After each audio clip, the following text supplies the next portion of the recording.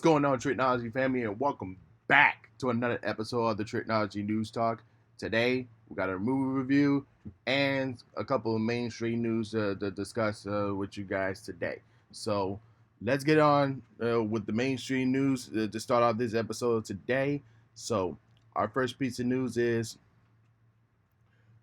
Guardians of the Galaxy 3 scores a third best MCU second week hold ever.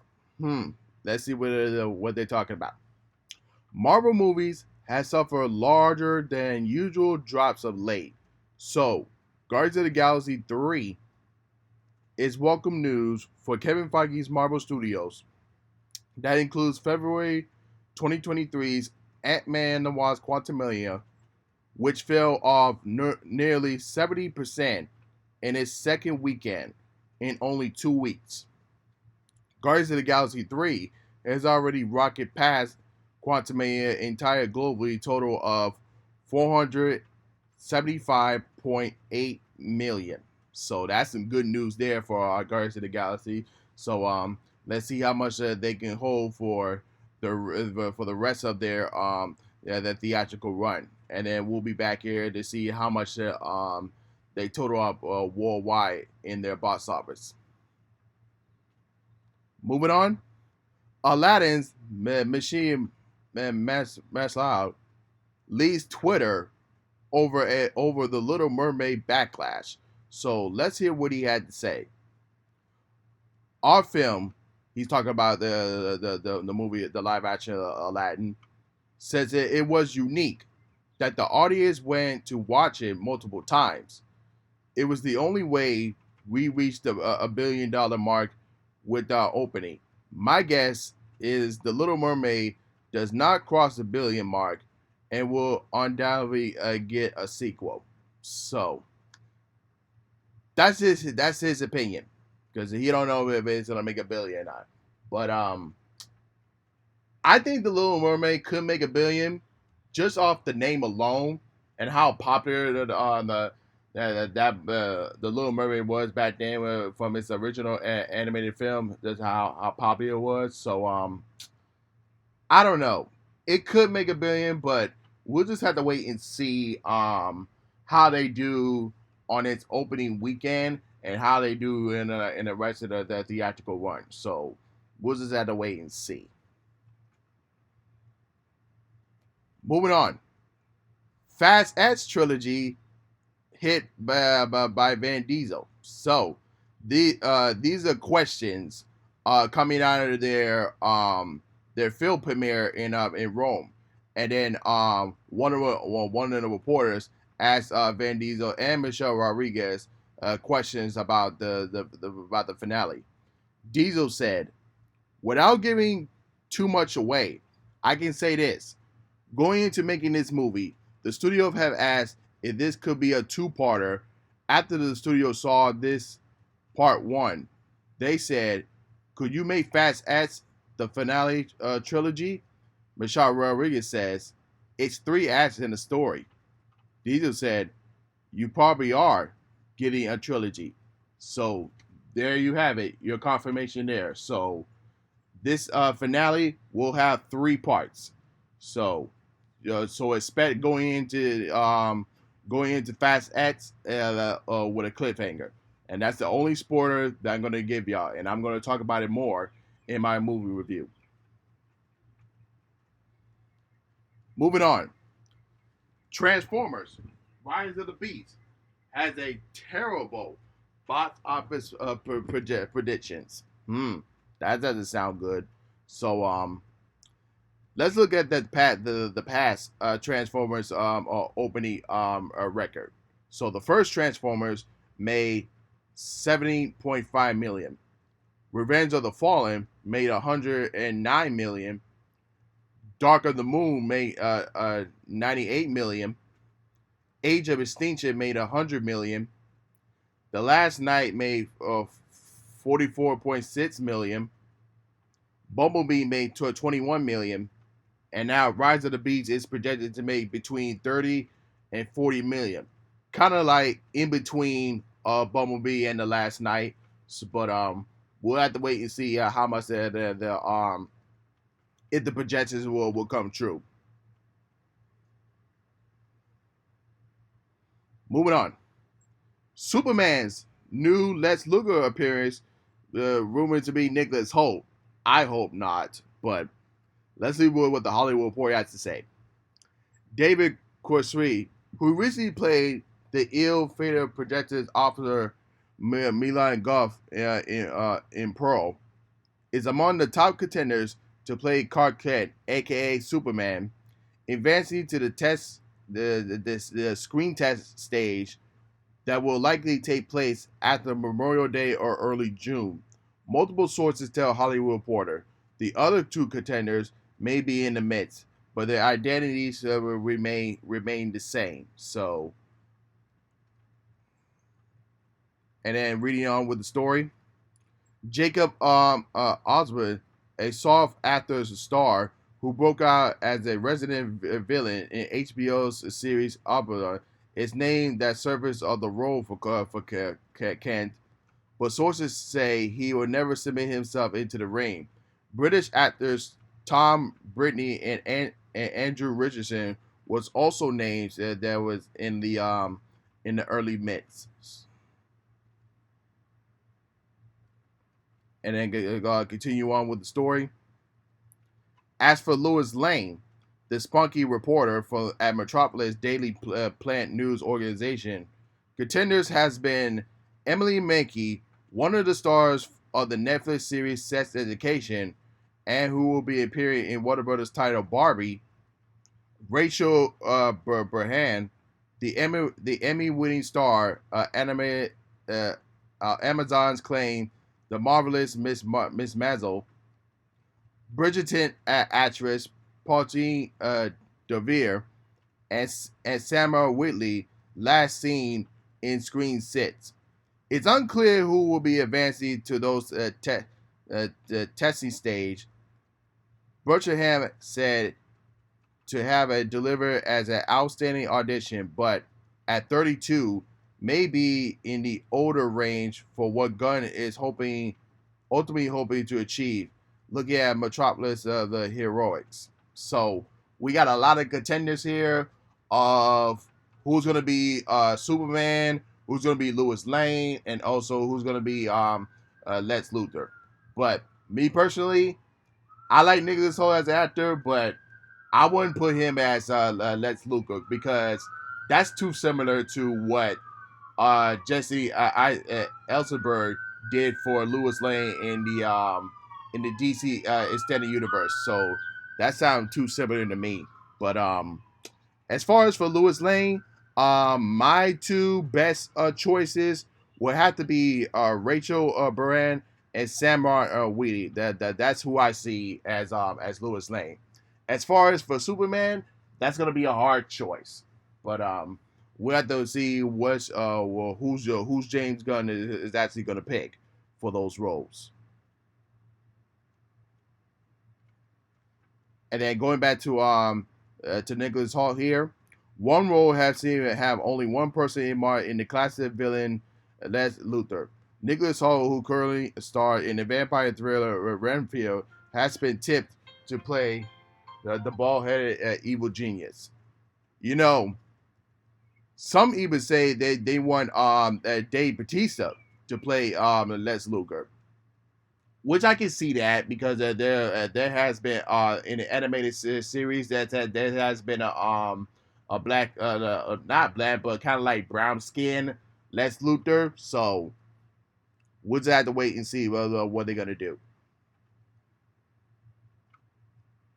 Moving on with the recent film, excuse me, let me correct myself. With the recent remake just came out of White Man Can't Jump. The question is, does remake ruins the originals? Let me just say this.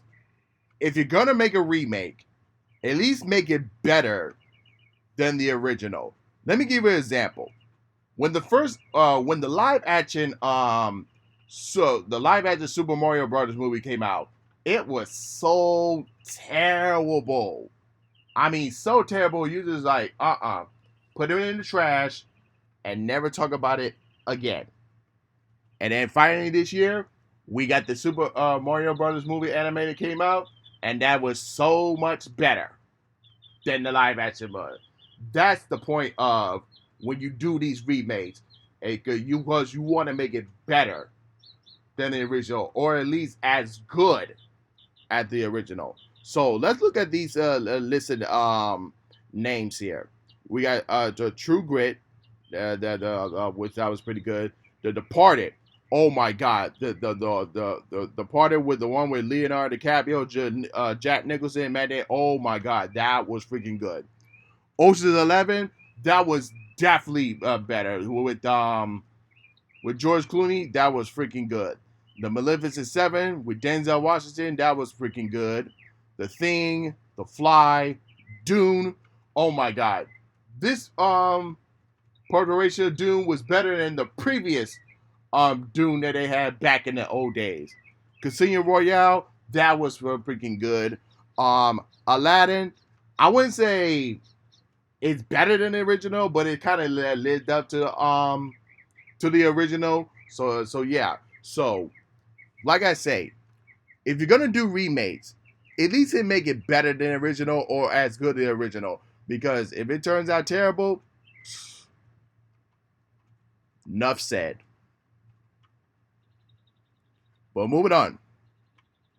The Super Mario Brothers movie is available online, but with a price. So let's read this article here. The Super Mario Brothers movie has spent past 500 million at the U.S. box office and is now the number one video game of all time. It's flying into home theaters. Currently available for pre-order online for $30 on Amazon Prime Video and Apple TV. The Super Mario Brothers movie will be available to watch as early as May 15th at 9 p.m. Pacific time or May 16th at midnight Eastern time in the U.S. Those who are in the U.K. can stream and the animated film beginning July 9th. A release date has not yet been announced beyond the U.S. in the U.K. So the movie will be released on DVD, Blu-ray, and digital on December the 31st. That's a long way to go for the DVD and the Blu-ray the digital release. But it is available now for pre-order for through Amazon and Apple TV, and it will be streaming soon in July. My guess is probably going to be streamed on Peacock because it is a Universal movie. So that's my guess there. Moving on, the first look at Captain America's new suit in New World Order. So look at these notes here. The shots were quickly made on Twitter, showing Anthony Mackie sporting a new redesigned costume that still incorporates the iconic red lens he first donned during the tender as the Flash. The body includes a much darker aesthetic. One possibly featured a navy blue torso with a red and gray armor pieces across the shoulders and collarbones. The Cap's white star is also being replaced with a golden star surrounded by various highlights. It remains unknown if Mackie's last costume is a permanent change or whether the outfit is adorned for a specific sequence in the New World Order. So I'm looking forward to see how the new suit is and how it's going to look in the new movie, New World Order. Moving on, Disney will be forced to buy Hulu. Didn't they already buy Hulu? I don't know. Let's read what this article says. I think we have a very viable position. Roberts told for the magnificent inaugural Technology, Media, and Technicon conference during the session that it was a webcast. The NBC Universal owner and pay TV media and technology giant has decided on the future of its 1/3 stake in Hulu, while potentially using a put option that will require Disney, which owns remaining 2/3, to take over the minority's at the sake. Well, that's your news there. But and moving on. Zelda producer is interested in turning the game into a movie. Please do, so we can get a Super Smash Bros. Movie universe. So let's read this article here. Zelda producer Eli Almerser recently said in an interview with Polygon says he is for sure interested in some form of adaptation. I have said I am interested. Amanda told Polygon via translator, for sure. It's not just me being interested in something that made things happen, unfortunately. Game director Hermione Fabushi further suggested the following. Maybe the voice of the fans is what's more important here. So, if you guys are listening, get in touch with Universal and get in touch with Illumination so we can make this thing happen. You understand? We need a Zelda movie, okay? We need a Star Fox movie. We need a Kirby movie. We need a Donkey Kong movie. Bring Pikachu, Detective Pikachu back so we can get that Super Smash Bros. Universe going. And at the end, they can fight the Master Giant Hand. Pretend like that's Thanos. You get what I'm saying here? So let's make it happen. Moving on. Fast X is projected a lowest franchise opener since 2006. So let's see what Variety has to say. Fast X, the 10th installment of the Universal's high octane franchise, is revving up to lead global box office charts. The movie is projected to open to 60 million or more in North America and at least 220 million in the international box office. Based on those estimates, Fast X is looking to capture 280 million worldwide in its first weekend of the release. Let's see how they do in the first weekend and see if these projections will come true.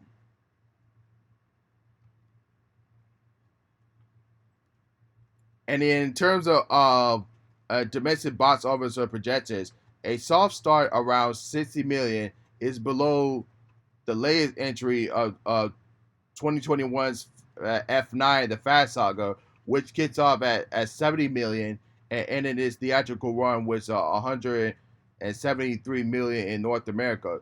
That was at the time when COVID era the restrictions mentally over 80% of theaters were open, and attendance have yet to rebound. It also lays away that previous pandemic fast installments, including the 2017's the Fate of the Furious, which did a 98 million debut. 2015's Furious 7, a series high with a 148 million debut, and then of course 2013's Fast and Furious 6 with a 97 million debut. So, like I said, let's see how Fast X does in its opening weekend.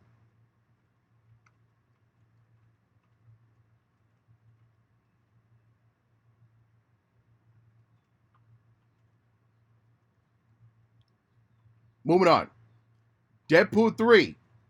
Najaja and Yukio officially returns. And Negasonic and Yukio officially returns.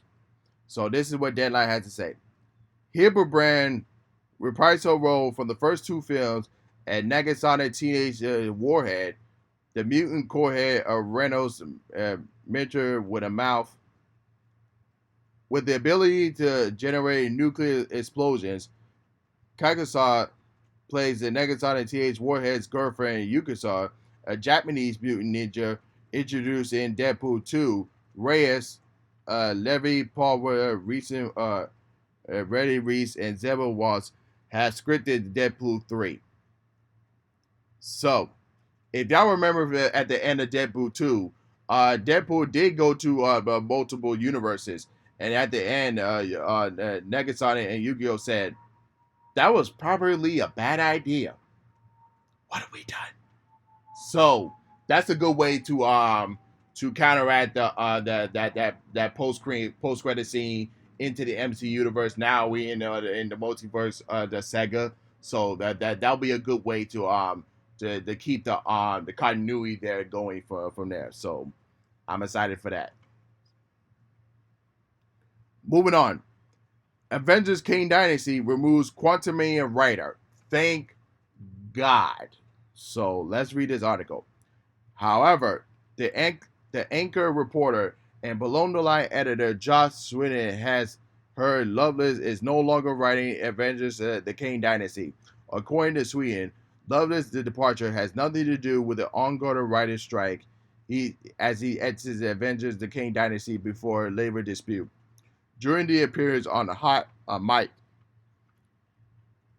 Snyder clarifies that this news was unconfirmed. However, according to his sources, it sounds like they're going with another direction. Thank God, because this man has ruined Ant-Man and the Wasp: Quantumania. We do not want him to ruin Avengers: The Kane Dynasty. That's all I'm saying. So, nothing against the man, but we don't need him. So, we could bring back the freaking Russo brothers if we wanted to.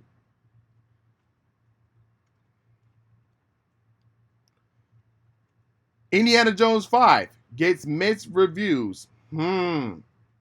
That's quite interesting. So let's look at the past four Indiana Jones movie. So the very first one, Raiders of the Lost Ark, made the 390 million with a 93%, and that's with the critics review. The Temple of Doom made 333 million with 76% from critics. The Last Crusade made 474 million with an 84 critic review, and then The Kingdom of the Crystal Skull was 791 million with a 77 percent from critics. So let's read some of these notes here.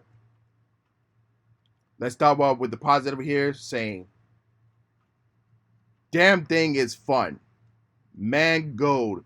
Man not have the younger Spielberg's musical flair for exaggerated action choreography. Who does? But he is tough, linear director using a tight frame and keeping his camera close." And that's coming from Beige Amber from the New York Magazine and Volt. This one comes from the Daily Beast. Edgar Zuckerman says, "The de-aging and other CGI multiples of Ford's body only serves to distract that Dial of Destiny. It just wants to turn back the clock instead of doing anything new." So we got some negatives towards the CGI.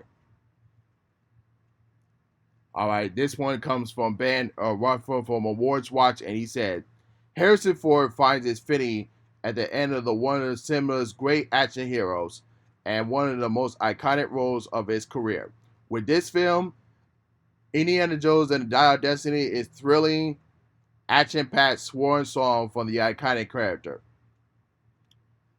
All right, let's read this one from Robert Daniels saying, "It's sad and safe. Is a sad and safe ending for a series that's once prided itself on being as expanded and larger than life emotionals. Dial of Destiny shows that some really should have just stayed buried." So that's a very harsh words there. All right, let's read these last two ones. This is from Lex Bushwood from Slash Film says, "Indiana Jones and the Dial of Destiny is bold, bright, and blazing fun reunion with our favorite hero." All right, let's read from the Hollywood Reporter from David Rossi says, "This is a big bomb-tastic movie that goes through the motions but never finds much joy in process.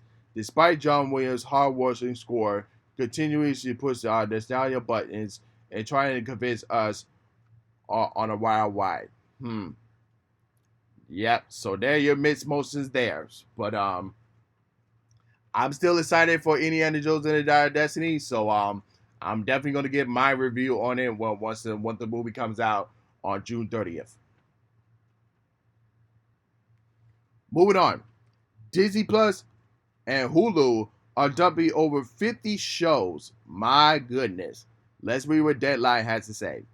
Update: with more titles being removed, Disney is starting to pull content from the streamer as dozens of series and specials slated to leave Disney Plus and Hulu on May 26th.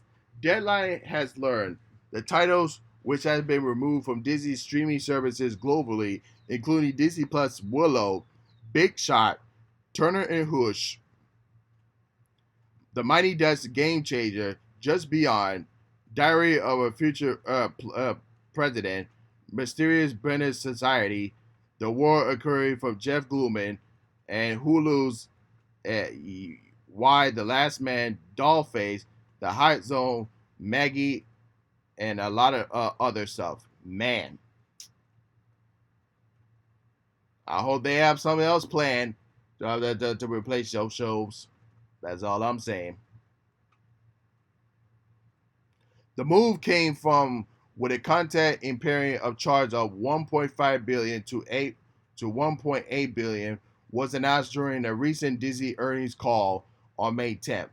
We are in the process of reviewing content on our DTC service and aligning with a strategy change in our approach to content service. CFO Christine McCarthy said, at this time, no details were provided on the content that will be removed. Man, that's a lot of shows that they got to replace. To get rid of those shows. But that's all the mainstream news that I have for you guys today. So let's get into our big one. And I know y'all been waiting for it. So let's get into our movie review for today. And that's going to be on the Fast and Furious 10, aka Fast X. So we got a new director this time. It's not Justin Lin, but he is still the producer and writer for this. So they got a new director in Louis Luchador, who did the first two Transporter movies.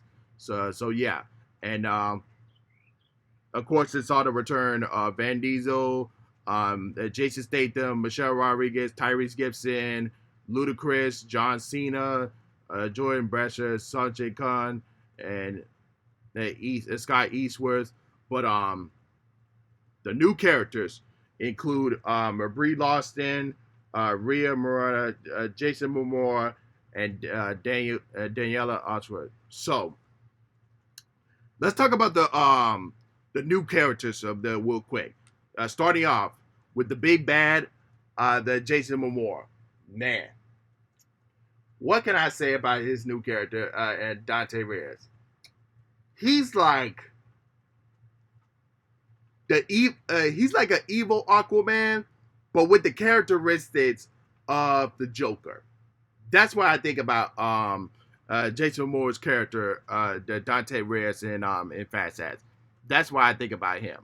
So, and like everywhere that Dom terms, like Jason Momoa was always there. Like if you were in school and you got this kid that don't never like to shut up and always get on your nerves and all that stuff, that's who Jason Momoa is. And Dante Red, that's who he is. I'm like, oh my, and man, he was so funny, and also, and let me just say, I think he's one of the best villains since Jason Statham in Furious 7.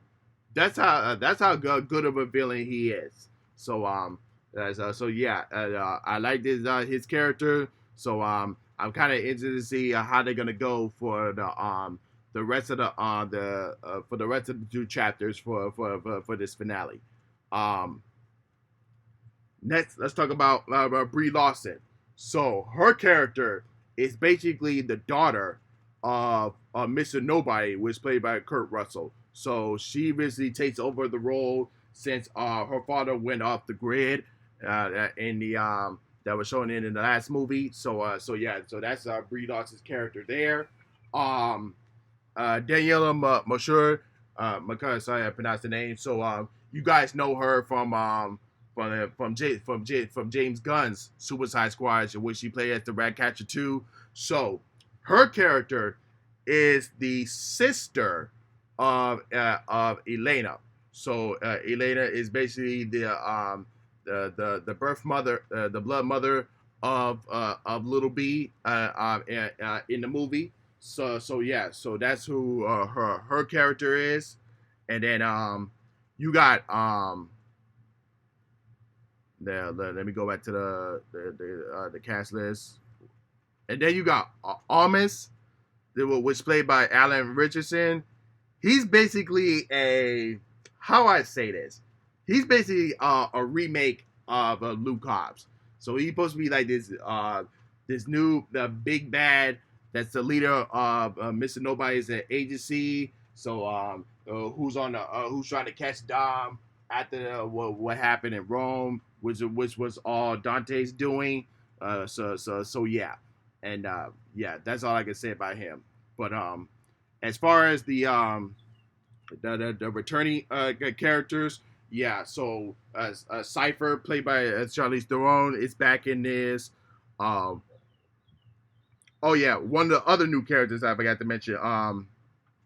Rita Morel is there. She's basically the grandmother of Don, Jacob, and Mia. So yeah, and then Little Nobody is there, played by Scott Eastwood. He's there. So this is his first movie back since the eighth movie. He wasn't there for the last one. So yeah, and then of course let's go back to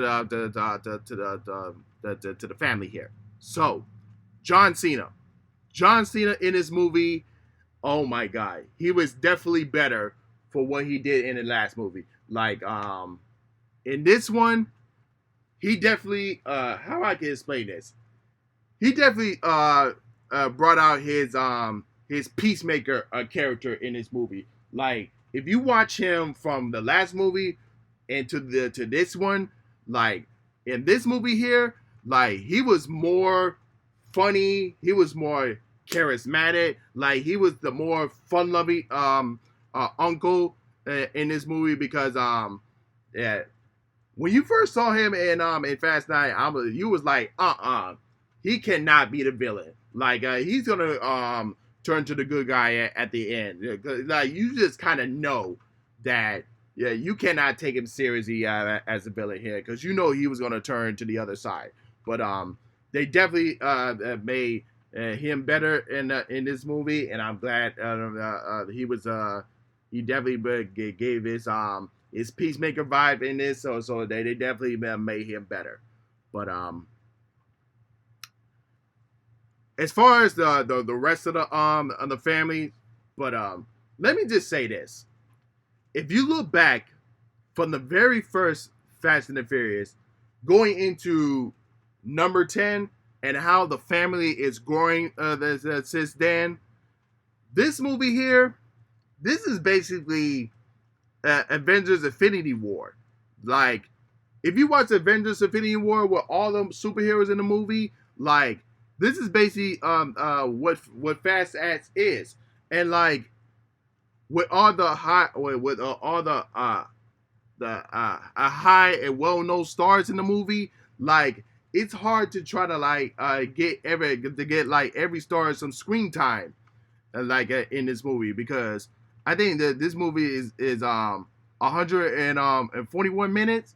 Yeah, it's so hard to try to get everybody the screen time in this movie. So that's why I say this movie here is kind of like Avengers Infinity War here. So it's kind of hard to get everybody some screen time in this. So that's basically one of my one of my negatives here. So but other than that, let me just say this: if you're gonna go into this movie, try to score this movie as a critic review, as an audio review, don't do that.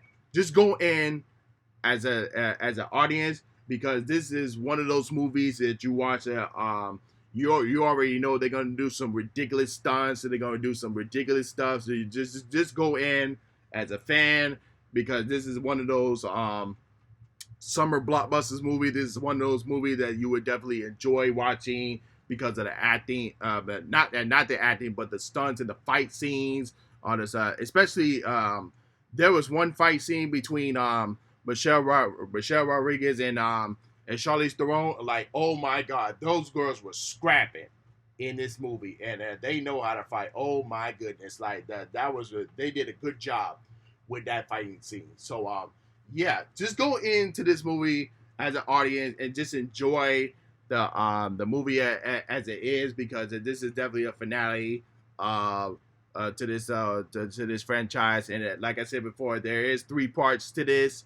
So yeah, so don't go into this movie as a critic review, because you already know some of the stuff are ridiculous at times. When you look at this stuff, all you can do is just go in as a fan, just learn the characters and who they are and where they go, with the story and all this stuff, because because the screenplay was criticized for this. We already know that, but. And then lastly, I want to talk about because like I said, I don't want to go too much in the spoiler, but there are 2 characters, 2 famous characters, lovable characters, have returned at the end of the movie and in the mid credit scene. I'm not gonna tell you who they are, but they are well one.